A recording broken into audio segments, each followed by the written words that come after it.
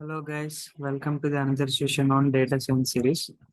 So ఈ series లో ఈరోజు మనం డిస్కస్ చేసుకోబోయే టాపిక్ ఏంటి అని అంటే డేటా సైన్స్ డ్యూరేషన్. అంటే డేటా సైన్స్ మనం కంప్లీట్ గా నేర్చుకోవడానికి ఎంత టైం పడుతుంది, ఆ తర్వాత మనం చేయాల్సిన థింగ్స్ ఏంటి, అండ్ ఆ తర్వాత జాబ్ కావాలి అని అనుకుంటే ఎటువంటి ప్రాక్టీసెస్ చేయాలి అనేది మొత్తం డిస్కస్ చేస్తున్నాం. సో మీకు స్లైడ్ కనిపిస్తుంది కదా, ఈ స్లైడ్ లో మనకి 3 సెషన్స్ గా డివైడ్ చేసాం దీన్ని. సో ఫస్ట్ 1 మంత్ వచ్చేసి ఇట్ విల్ టేక్ పైథాన్.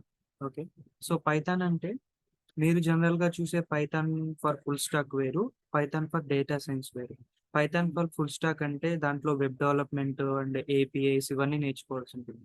కానీ డేటా సైన్స్కి వచ్చేసరికల్లా మీకు ఒక సెట్ ఆఫ్ లైబ్రరీస్ ఉంటాయి. ఓకే, సో జనరల్ గా మనం నేర్చుకునే పైథాన్ ఉంటుంది కదా, ఈ పైథాన్ లో ఏమేమి ఇంక్లూడ్ అవుతాయండి? బేసిక్ డేటా టైప్స్ అని, వేరియబుల్స్ అని, ఇలా మనం చాలా చూస్తాం కదా. అండ్ అప్ టు మనం oops, file handling, exceptional handling, ఇక్కడ వరకు కూడా మనకి డేటా సైన్స్ కి రిక్వైర్మెంట్ ఉంటుంది.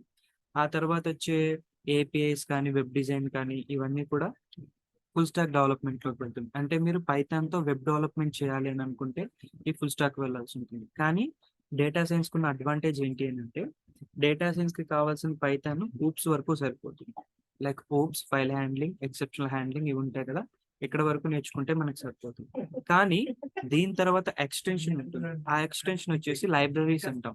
నంపై, పాండాస్, మ్యాట్ప్లాట్లిబ్, ఎస్కేలైన్, టెన్సర్ఫ్లో, ఇలా చాలా లైబ్రరీస్ ఉంటాయి. ఓకే, బేసిక్ గా స్టార్టర్స్ కి కావాల్సిన మెయిన్ 3 లైబ్రరీస్ ఏంటి అని అంటే నంపై, పాండాస్, మ్యాట్ప్లాట్లిబ్. సో వీటికి ఒక్కొక్క లైబ్రరీ కూడా ఒక్కొక్క క్వాలిటీస్ ఉంటాయండి. ఒక్కొక్కటి కూడా ఒక్కొక్క ప్రాబ్లమ్ ని సాల్వ్ చేయడానికి యూజ్ చేస్తారు. లెట్స్ సే నంపై తీసుకోండి. NumPy is nothing but numerical Python. So numerical Python ఎందుకు వాడతాము అని అంటే మనకి ఏదైతే scientific calculations, let's say ISRO, NASA, వీటిని తీసుకోండి. వీళ్ళంతా రాకెట్స్ ఎగరేస్తూ ఉంటారు కదా. సో ఈ రాకెట్స్ లో వాళ్ళకి చాలా క్యాలిక్యులేషన్స్ చేయాల్సి ఉంటుంది. లైక్ విండ్ స్పీడ్ ఎంత ఉంది, వెలాసిటీ ఎంత ఉంది, ట్రెజెక్టరీ ఎలా ఉంది, సో ఇవన్నీ చాలా చూసుకోవాలి. వీటన్నిటికి కూడా చాలా ప్రిసైజ్ క్యాలిక్యులేషన్స్ కావాలి. Precise in the sense point తర్వాత ఒక 7-8 వాల్యూస్ కూడా కన్సిడర్ చేసుకోవాలి. అంటే జనరల్ గా మనం 5.69 అని ఉందనుకోండి, ఏం చేస్తాం, 5.6 అని 7 అని వేసేస్తాం. ఓకే, 69 కాబట్టి స్మాల్ పాయింట్. కానీ ఇక్కడ అలా ఉండదు. సైంటిఫిక్ క్యాలిక్యులేషన్స్ లో ఎలా ఉంటుందంటే పాయింట్ తర్వాత 7-8 వాల్యూస్ కూడా ఇంక్లూడ్ చేసుకోవాలి. సో ఇలాంటి కండిషన్స్ కి నంపై అనేది ది బెస్ట్ సూటబుల్ అనమాట. అండ్ దెన్ దీని తర్వాత లెట్స్ ఎగ్జాంపుల్ పాండాస్ తీసుకోండి.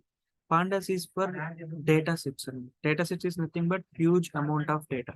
మనం డేటా సైన్స్ లో పేర్లోనే ఉంది కదా, డేటాని హ్యాండిల్ చేస్తాం. సో ఈ డేటాని హ్యాండిల్ చేయాలి అంటే, ఫర్ ఎగ్జాంపుల్ మీరే ఒక కంపెనీలో డేటా సైన్స్ గా జాయిన్ అయ్యారు అనుకోండి, you will have huge amount of data. Like huge GBs లో ఉంటుంది కొన్ని కొన్ని కంపెనీస్ లో డేటా. ఓకే, ఈ డేటా అంతా కూడా మన ఓన్ హ్యాండ్స్ తోనే హ్యాండిల్ చేయాలి. ఓకే, సో దానికి డేటా సైన్స్ వాడతాం. సారీ, పాండాస్ వాడతాం data science.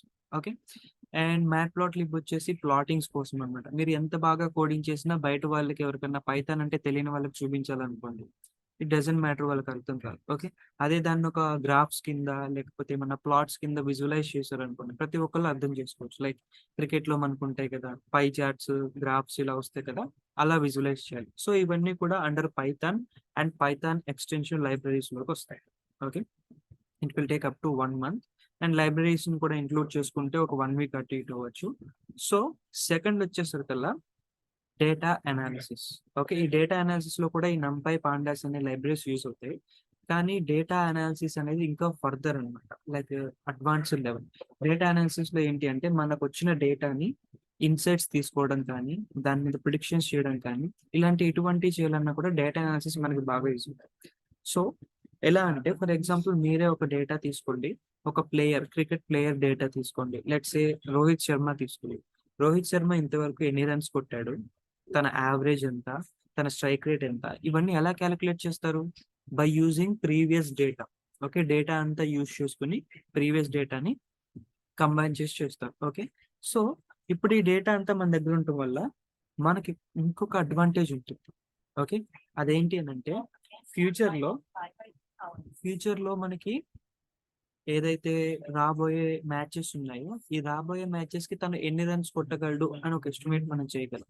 Or else for example Virat Kohli తీసుకోండి. విరాట్ కోహ్లీ 77 ఆర్ 78 సెంచరీస్ చేశాడు అని అనుకోండి.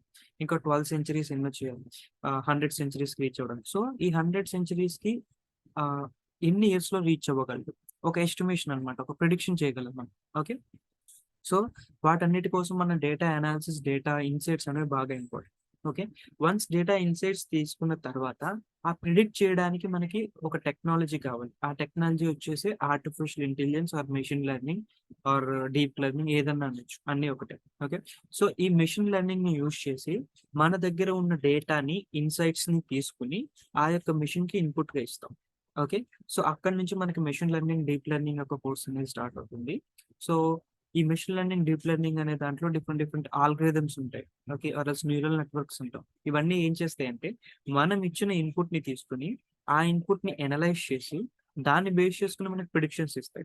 సో, ఇప్పుడు నేను విరాట్ కోహ్లీ ఇంతవరకు ఆడిన ప్రతి ఒక్క మ్యాచ్‌ని దానికి ఇన్‌పుట్‌గా ఇచ్చాననుకోండి, ఆ మ్యాచెస్ అన్నీ చూసి, ఎంత ఫ్రీక్వెంట్‌లీగా సెంచరీస్ కొడుతున్నాడు, లేకపోతే తన పెర్ఫార్మన్స్ ఇంప్రూవ్ అవుతుందా, డిక్రీజ్ అవుతుందా? సో, వీటన్నిటిని అది అనలైజ్ చేసుకొని సో అండ్ సో ఇన్ని సంవత్సరాల్లోగా తను ఆ 100 సెంచరీ మార్క్స్‌ని రీచ్ అవ్వగలడు అని ఒక ప్రిడిక్షన్ చేస్తుందండి. Okay. So these are the 3 things అన్నమాట. సో ఇప్పుడు మెషిన్ లెర్నింగ్‌కి మనకి ఆల్‌మోస్ట్ ఆల్ ఇది కూడా ఒక 1 మంత్ పడుతుంది. Like machine learning, deep learning అన్నిటికి. సో ఓవరాల్‌గా చూసుకుంటే ఒక బేసిక్ లెవెల్‌లో మీరు డేటా సైన్స్‌లోకి ఎంటర్ అవ్వాలంటే it will cost at least 3 months. Okay. తక్కువలో తక్కువ మీకు 3 మంత్స్ అనేది కాస్ట్ చేస్తుంది. అండ్ ఈ తర్వాత కూడా మీరు ప్రాజెక్ట్స్ కానీ లేకపోతే దాని మీద ఏమన్నా ప్రొడక్ట్స్ కానీ బిల్డ్ చేసుకుంటూ వెళ్తే మీ రెజ్యూమ్ అండ్ అలాగే మీ పోర్ట్‌ఫోలియో కూడా బాగా బిల్డ్ అవుతుంది. ఆ తర్వాత మీరు సక్సెస్‌ఫుల్‌గా ఒక జాబ్‌లోకి గెట్ ఇన్ అవ్వాలి. సో దిస్ ఈస్ ద ఆహ్, things about duration. And if you want to know ఎక్కడ నేర్చుకోవాలని అనుకుంటే మన పైథాన్ లైఫ్ వాళ్ళే దీని మీద ఒక కోర్స్ లాంచ్ చేశారు. ఓకే. సో మన పైథాన్ లైఫ్ వాళ్ళ అఫీషియల్ వెబ్‌సైట్‌లోకెళ్తే మీకు దీని ఫుల్ డీటెయిల్స్ అనేవి కనబడతాయి. Thank you.